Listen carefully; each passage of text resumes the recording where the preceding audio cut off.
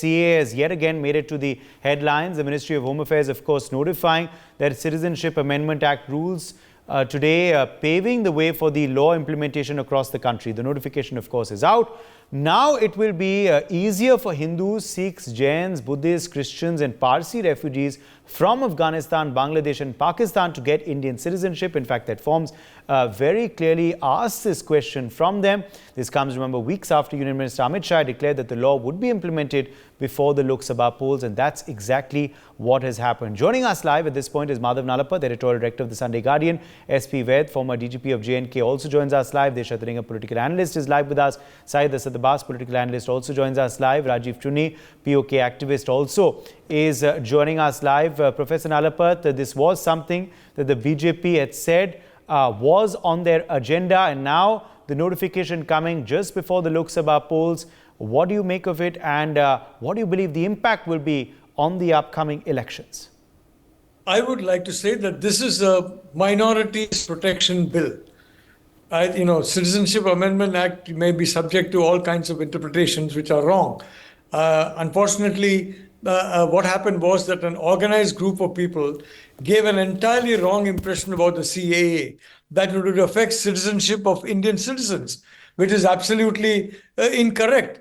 No Indian citizen, of the 1.4 billion Indian citizens, 0 citizens are going to be impacted by the CAA. So I just wish it were called the Minorities Protection Act, because that is what it is.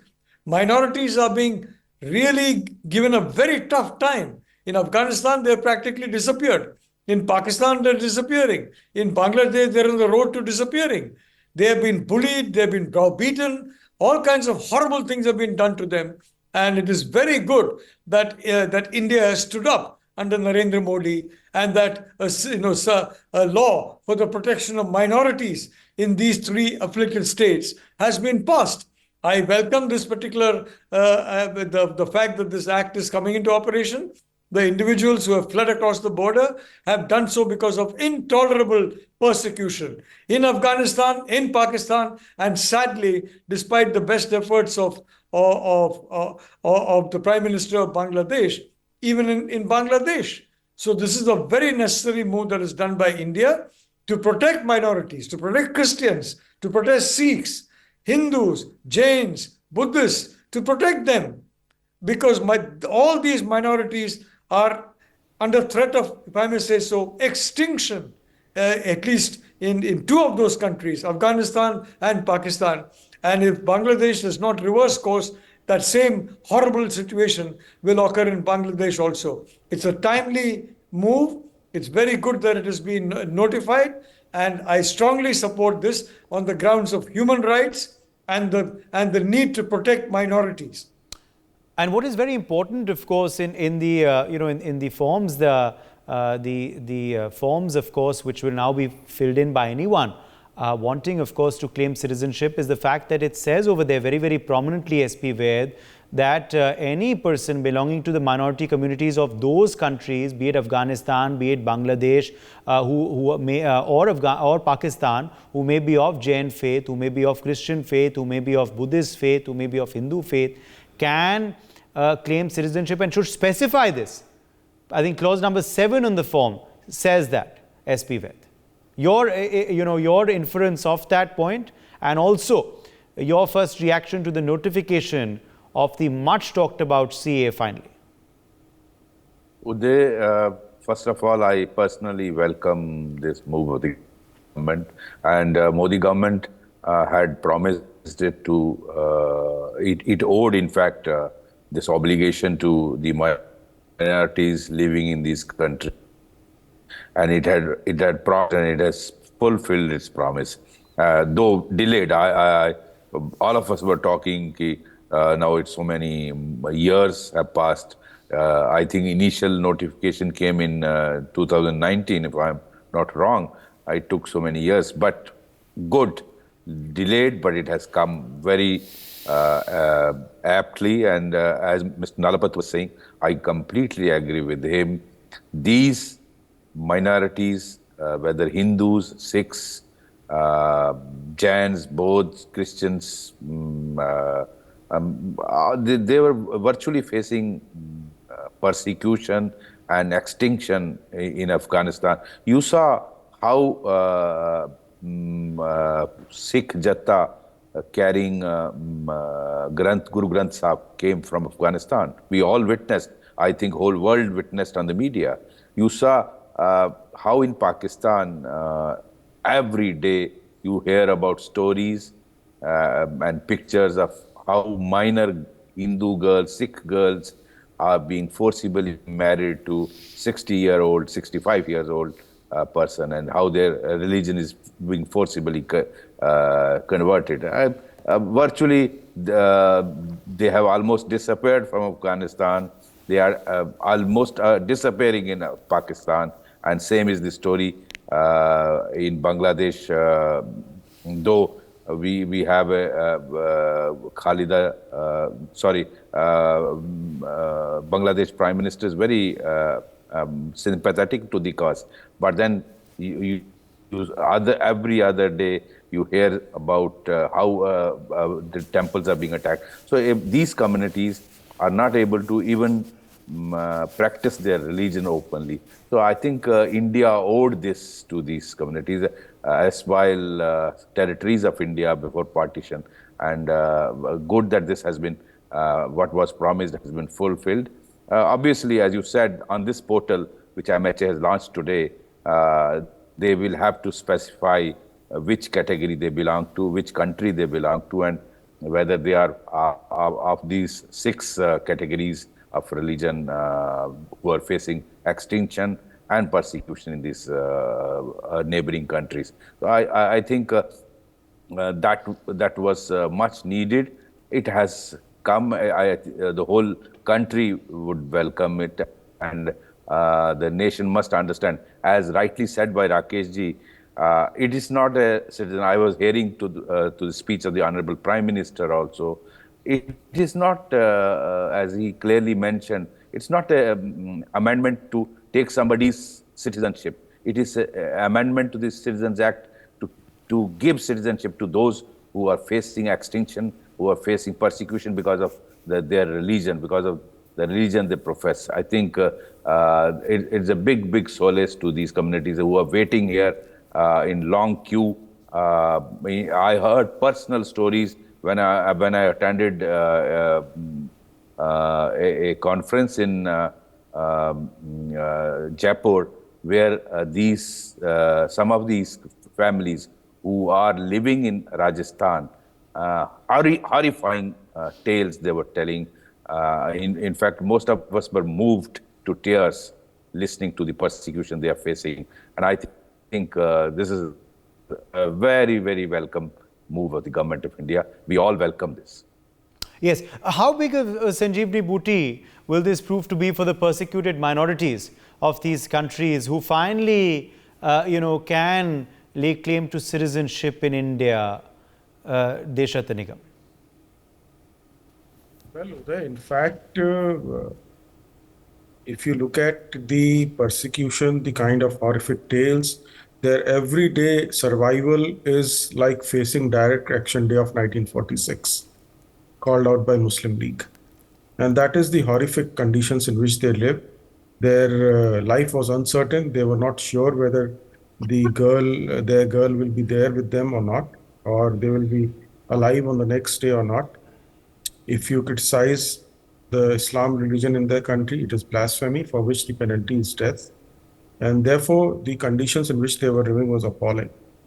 And those who say that it is discriminatory, India being a secular country, let me tell you one thing. Under the Citizenship Act of 1955, anybody who comes into India can apply for citizenship. Yes, the term out there is 12 years residence in India. Hindus, Muslims, anybody can apply. Within this, a reasonable classification has been made. And that has a historical background. That reasonable classification is religious persecution of minorities in the 3 specified countries of 6 religions that are there.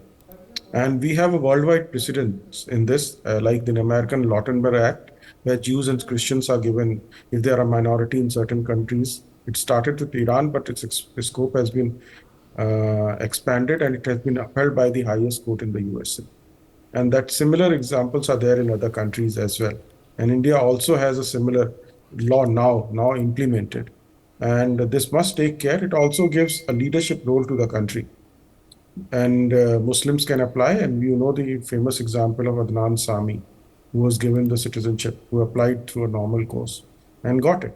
And therefore, there is no discrimination. India, being a sovereign country, has a sovereign right to decide who comes into this country and who goes out of this country. That right, even the constitution has not taken it away, saying India is a sovereign, independent country, republic. And therefore, the people who are saying it is discriminatory against Muslims, no. To Indian citizens, whether Muslim or otherwise, it does not even concern them. It does not even touch them. And so the people who are playing politics like it was done in Shaheen Bagh, it is utter nonsense and politics which they did, which ultimately petered out. And therefore, today, it is being implemented. It's a historical day, no doubt about it. And it should be taken to logical conclusion. Some people may doubt its timing or otherwise, but I believe India is a country of political parties who are competing with each other. All of them want to increase their vote share. Some do it positively, some do it negatively. This one is a positive aspect of politics, which has to be appreciated. And it has nothing to do with Indian Muslims. Indian Muslims must realize, suppose they are living in some extreme country where they are being persecuted. You know, there are 57 countries in the world Muslims, but somehow, if you look at what happened in Jordan and Syria, none of the Arab countries took in refugees. They made a corridor through Greece, and ultimately they all landed in Europe. That's a question, that's the negative politics that you do. There is no concern for the religion in the international world today. Everybody is doing politics, but here in India, it is an outcome of Nehru-Liaquat Pact, where the two countries, Pakistan and India, promised that they will take care of each other's minorities. Pakistan didn't, India did. And therefore, it is to keep that particular aspect in mind, and also the humanity, that we have to take these people, give them Indian citizenship, and various other rights that come with it. Yes, people talk of Rohingyas to be given. See, the first right of Rohingyas, when you go to Bangladesh, under the UN law, first right of refuge is Bangladesh. You can't go to that country and then come to India and say that you should be given refuge in this country. The law does not say so. The first country where you land is you are entitled for all kinds of, rights that you have under the UN Charter. Although India is not a signatory to the UN Convention on Refugees. So India has complete right to decide its policies. India's parliament is sovereign. India as a sovereign independent nation can decide, and Supreme Court has held up in Katina of cases about the reasonable classification that is being done by Government of India, whether it is reservation or otherwise. It has been upheld by the Supreme Court. Even in this, as I said, under the General Law of Citizenship under 1955 Act, this amendment is a reasonable classification within that. It only speeds up for the religiously persecuted minorities. Now, if a Muslim is attacked in a Muslim country, it is a law and order problem, and it is dealt by their own penal code, and they have the penal provision. It is an intra-Islam problem. A country like Pakistan suddenly gets up one day and says Ahmadiyas are not Muslims. India is not responsible for that. They should go to the International Court at The Hague, or tomorrow, if Shias are being persecuted, India has no problem. These are the problems within the Islam, and they have to reform itself. Hindus nowhere in the world are being given, asylum or citizenship on the basis of religious persecution. It is India which is a natural choice for this country, for the Hindus. And obviously, why not? And it has a historical background, and it's a historical day, and we must all appreciate and get out of our narrow, myopic views or religious views that some of the political parties are doing. In fact, TMC says we shall never implement as long as Mamata Banerjee says I'm alive. Believe me, our constitution and laws are capable of dealing you political death. That the constitution ensures. And to say that you will not implement, you're committing treason and sedition both against the central laws. You have no right under the law or the constitution to say that you will not implement the central laws duly passed by and implemented by the parliament. I think political parties must learn it, whether they are in Kerala or in West Bengal or otherwise. Uday. Syed Asad Abbas, it is going to be a big boon, says, Deshrata Nigam and SP Ved. Do you agree? What is your reaction to this notification of CAA, which has made it official now in the country? Well, firstly, I'm very glad that Professor Madhav Nalapad Saab has very beautifully articulated one very strong point in his opening statement, where he did state that the CAA is not about snatching anybody's citizenship, which on the national media front I have been saying the same. It is about giving citizenship of India to minorities in Afghanistan, Pakistan and Bangladesh, be it Parsis, Jains, Sikhs, Hindus, Christians, of course not the Muslims, because we are aware these are Muslim majority nations. The fact where I have a bone of contention with Mr. Deshrata Nigam, where my reservation of CAA comes through, is a very simple one. Enshrined in our constitution is a secularism principle. This certainly marks a question there. The fact that the Indian constitution speaks of being secular, we need to understand that. And then you bring in religion to be a test of citizenship. That is a big question which the Bharatiya Janata Party till date has not been able to answer. Also, as a matter of fact, many a front, we need to understand that Deshrata Nigamji mentioned about the Shias, Ahmadiyas and Hazaras. He preempted. Very good, sir, that you've preempted. But I think he's not aware of the fact that Pakistan, many of the people in Pakistan, or largely the majority, do not even consider the Shias, Ahmadiyas and Hazaras as Muslims. In fact, they have declared them as Kafirs. So therefore, that makes the Shias, Hazaras, Ahmadiyas a minority. So why not give this minority citizenship right? But your friends of the BJP, Deshrata Nigam Saab, they tend to disagree with you. Apparently, there are provisions in which even the Shias, Ahmadiyas and Hazaras through CAA can adopt an Indian citizenship. Also, my point, which I'd like to bring across, Uday Sahab, is we certainly do see sectarian violence coming through in Pakistan, in Bangladesh, in Afghanistan, when many of the fronts, what we see, who are also persecuted like minorities. There are people who are stated as apostates, atheists, heretics, but they don't have incline towards this. That is a significant question that comes through. And very importantly, Uday Saab, we need to understand that, of course, India, that we look at, its preamble, its constitution, enshrined in the Article 14 of the Constitution, a secular. But today we have come down to giving citizenship. How is religion a test of citizenship when we as a country, and our Honorable Prime Minister speaks of Vasudhaiva Kutumbakam, one world, one family? Of course, give those persecuted minorities the citizenship right. Undoubtedly. As a matter of fact, I've been very vociferous on the front what is happening in the Gurudwaras of Pakistan, which is absolutely unfair. What is happening with my Hindu brothers in Pakistan, which can be condemned to the least means to the state or the rogue state that Pakistan is. Absolutely no denying that. I'm also not denying that CAA is all about giving citizenship to persecuted minorities of these three nations and not taking away anybody's citizenship, or especially the Muslims here in India. It is very important for me to drive this point, being a young Indian Muslim, that importantly. But yes, my reservation certainly remains that is it really Vasudhaiva Kutumbakam? If it is so, then by religion being a test of citizenship, why not persecution? Also, last point, Uday Saab, Deshrata Nigamji mentioned about Iran giving its citizenship and so on and so forth. Respected sir, very simple one to you. Iran is a theocracy, sir. We, India, are a democracy. Thank you. Let Deshrata Nigam respond to you. One thing, let me make it very clear. Secularism is about discrimination within Indian citizenship, within Indian citizens. Our constitution does not discriminate among Indian citizens on the basis of religion, caste, creed.